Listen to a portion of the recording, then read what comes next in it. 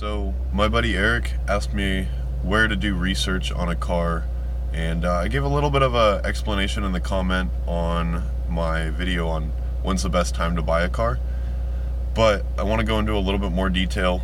So it depends on what type of research that you're looking to do. So if you're trying to find out what the best car is, I highly recommend going on like independent expert reviews. Go to Motor Trend, go to Consumer Reports, go look at everything that you can find on Google. I think they say the average consumer spends 18 hours researching a car before purchasing it. So it's not weird if you're obsessed with it or you're looking into a lot of stuff, because 18 hours is a long time.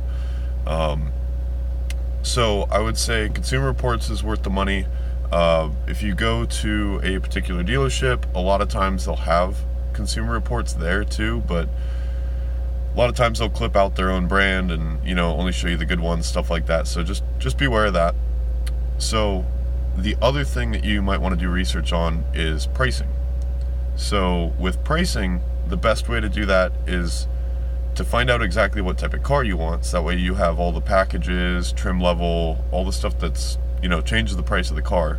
Have that narrowed down, and you can do that research on the brand site. You can do stuff like that, and then send in internet requests. Send in requests for quotes to particular dealers. Like, find the car that you want on their website, select that car, and ask for a price. And then you can see what the best price is. And if you don't want to drive super far to go get your car, ask the dealer that's closer by to match the price. And if they don't, they don't. If they do, they do. But at least then you know what type of deal you're gonna get. Where you're gonna end up going. It makes the whole process a lot easier. But the other research that he did ask about is consumer reviews versus expert reviews.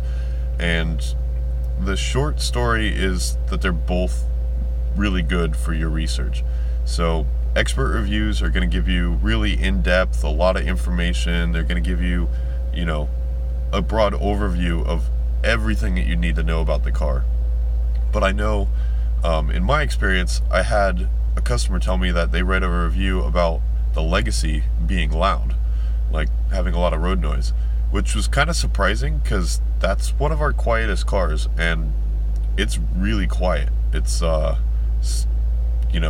it's basically our top of the line sedan, and I was actually amazed at how quiet they were. But I guess it makes sense if this guy's reviewing Mercedes and Audis and Bentleys and stuff like that, where of course the Legacy is going to be significantly louder than a luxury vehicle, but compared to a lot of economy cars and other cars in its price range, I feel like it's pretty quiet.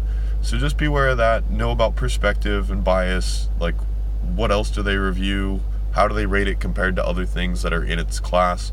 Because just because they said that's loud, if they also say that the Camry's loud and the Accord's loud and everything like that, then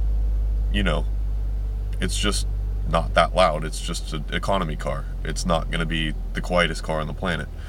But consumer reviews are also really good. So if you can go online and you can get someone that was looking for something kind of like what you're looking for, so they have the same needs, same wants, then you can kind of get their input on what they decided and why.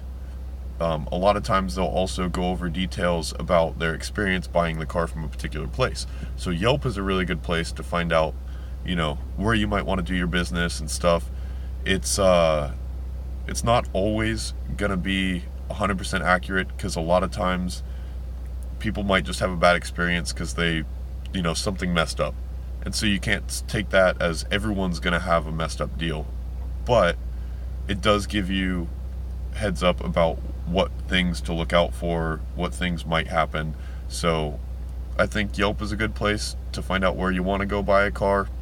Subaru brand site or any other brand site is a good way to kind of slim down what package you're looking for, and particular dealer websites. So if you go on to AudiOakland.com or Tracy Chevy or Hyundai of Burlingame, anything like that, store's website, you can pick out a car and ask for a quote, and that's a good way to do your research into pricing as well. So there are TrueCar, there's Car Gurus, there's all those things as well. I personally don't like TrueCar because, I mean, they're just wrong sometimes. They advertise pricing that you can't get. So if you're going to go do TrueCar, let them send in all your information to the dealer, so that way you can actually get realistic pricing, as opposed to being like, oh, well, this stripped down model that has no accessories could sell for this price, but that car might not actually exist. So just be aware of that. But also don't just take the salesman's word for it. I always recommend doing some research before you go down, just that way you know what you're getting yourself into. So if you have any other questions, please leave them in the comments below.